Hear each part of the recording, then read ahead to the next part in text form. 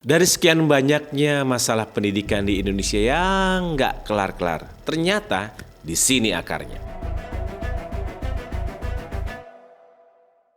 Ya, kemarin saya membaca sebuah buku di mana dalam buku itu tertulis kata-kata mutiara tentang pendidikan. Kira-kira begini bunyinya. Education is the foundation upon which we build our future. Artinya, pendidikan adalah pondasi dan di atasnya kita membangun masa depan. Ternyata di setiap negara, pendidikan memang menjadi poin paling penting untuk kemajuan sebuah bangsa. Apalagi di negara kita, masalah pendidikan tidak kunjung tuntas, terus berputar seperti benang kusut dengan akar yang menjalar ke berbagai aspek. Penasaran apa aja sih masalah yang dihadapi bangsa kita dalam bidang pendidikan? Tapi tunggu dulu, sebelum itu jangan lupa ya untuk subscribe biar kita sama-sama belajar dan sama-sama pinter. Terus kalau kamu suka bahasan kita kali ini, klik like dan komen dan mau bahas apa lagi? Masalah pertama, sistem pendidikan Indonesia yang belum berinovasi. Sistem ini belum mendorong peserta didik atau siswa untuk berpikir kreatif dan inovatif. Karena dengan berpikir kreatif bisa mendorong siswa dalam mengatasi tantangan, selalu berpikir kritis dan selalu dapat menemukan solusi atas setiap permasalahan.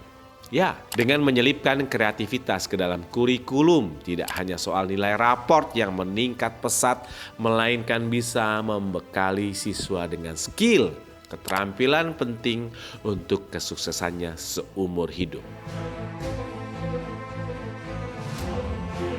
Jadi, bagaimana caranya melatih siswa untuk berpikir kreatif? Caranya dengan membuat latihan simulasi nyata yang mendorong mereka mencari solusi inovatif. Supaya mereka bisa mengembangkan kemampuan menganalisa situasi dari berbagai point of view atau sudut pandang yang nantinya bakal mengarah ke pemecahan masalah yang efektif. Karena percaya tidak percaya, dengan daya kreativitas seseorang akan mampu mengembangkan kecerdasan emosional atau EQ. Sehingga bisa meningkatkan rasa percaya diri, leadership, dan membantu mengembangkan keterampilan sosial seperti kerjasama tim dan kolaborasi yang sangat penting dalam dunia kerja. Namun persoalan lainnya adalah diletak polisi dan kebijakan pemerintah terhadap pengembangan kurikulum. Seringkali ketika zaman sudah berubah, mestinya kurikulum pun update dengan perkembangan zaman. Namun juga seringkali kurikulum mati suri ketika disandingkan dengan perkembangan zaman. Sehingga tidak heran kurikulum sekolah dan kampus kita dari itu ke itu saja tanpa mempertimbangkan perkembangan zaman. Sangat jadul.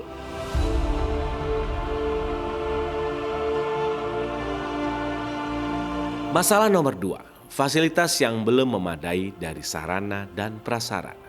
Bukan rahasia umum lagi bahwa banyak sekolah dengan bangunan yang mulai rapuh dan bahkan terancam runtuh, namun belum mendapat perhatian dari pemerintah atau yayasan setempat.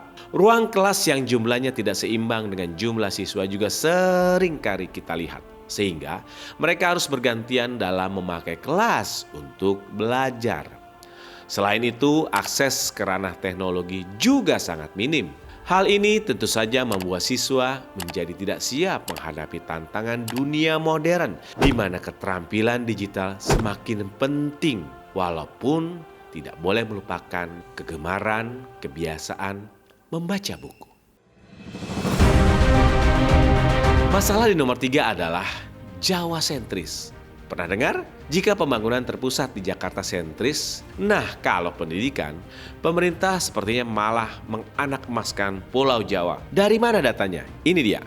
Menurut data Badan Pusat Statistik, populasi di Jawa sebanyak 153.825.205 jiwa. dan memiliki hampir 195.000 sekolah. Belum kampus loh. Pada tahun ajaran 2023-2024. Itu menurut data Kemendikbudristek yang sekarang sudah berganti nama lagi. Jumlah sekolah yang tadi saya sebutkan itu hanya untuk Pulau Jawa saja. Karena secara total jumlah sekolah di Indonesia menurut data BPS untuk tahun ajaran 2022-2023 sekitar 399.376 unit. Jadi memang penyebaran sekolah di Indonesia belum merata. Sudah pasti hal ini berdampak pada kesenjangan yang lumayan besar antara Pulau Jawa dan pulau-pulau lain di Indonesia. Terus kenapa sih bisa terjadi ketidakmerataan ini? Dengar-dengar. Kurang meratanya sistem pendidikan yang cuma terkonsentrasi di Pulau Jawa ini karena maraknya tindak korupsi walaupun APBN sudah sangat besar digelontorkan negara untuk pendidikan. Masalah pendidikan yang keempat adalah rendahnya kualitas guru dan tenaga pengajar. Sertifikasi guru adalah proses penilaian yang tujuannya memastikan seorang guru punya kualifikasi dalam mengajar. Sertifikasi ini harusnya sesuai dengan kompetensi yang dimiliki. Namun, parahnya sering terjadi ketidaksesuaian antara sertifikasi yang dimiliki dengan bidang studi yang diajarkan. Akibatnya, guru kurang memahami tentang materi pelajaran yang diajar. Di Indonesia masih banyak guru yang mengajar tapi tidak sesuai kompetensi. Menurut Global Education Monitoring pada tahun 2023, Indonesia menempati urutan ke-10 dan urutan terakhir untuk kualitas guru dari 14 negara berkembang. Haduh, darurat euy. Dengan demikian Indonesia sekarang lumayan tertinggal di bidang edukasi atau pendidikan. Padahal zaman dulu sejarah pernah mencatat bahwa kualitas pendidikan Indonesia pernah sangat berpengaruh di mata internasional atau paling tidak di kawasan Asia Tenggara. Karena pada tahun 1966 Indonesia pernah mengekspor guru-guru ke Malaysia untuk memperbaiki kurikulum sains peninggalan Inggris yang dinilai sudah nggak update lagi. Sayangnya cerita itu tinggal sejarah. Apakah mungkin akan terulang lagi? Jawabannya sih pasti bisa. Makanya sistem pendidikan Indonesia harus bisa mengakomodasi orang-orang yang punya talenta berbeda dengan kreativitas mereka masing-masing. Misalnya, orang yang jago matematika atau jago pengetahuan sosial bisa dianggap setara dengan orang yang jago basket atau renang. Karena kalau kita menilai ikan dari kemampuannya memanjat pohon, maka selamanya kita akan menganggap ikan itu bodoh. Atau seekor monyet, mampukah ia berenang? Kalau monyet tidak bisa berenang, apakah ia bodoh?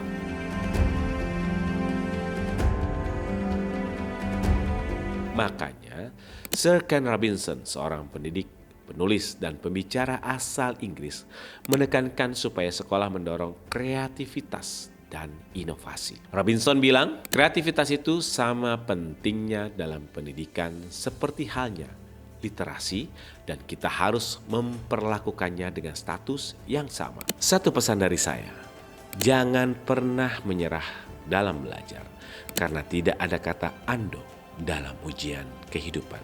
Setiap hari karena semua butuh informasi.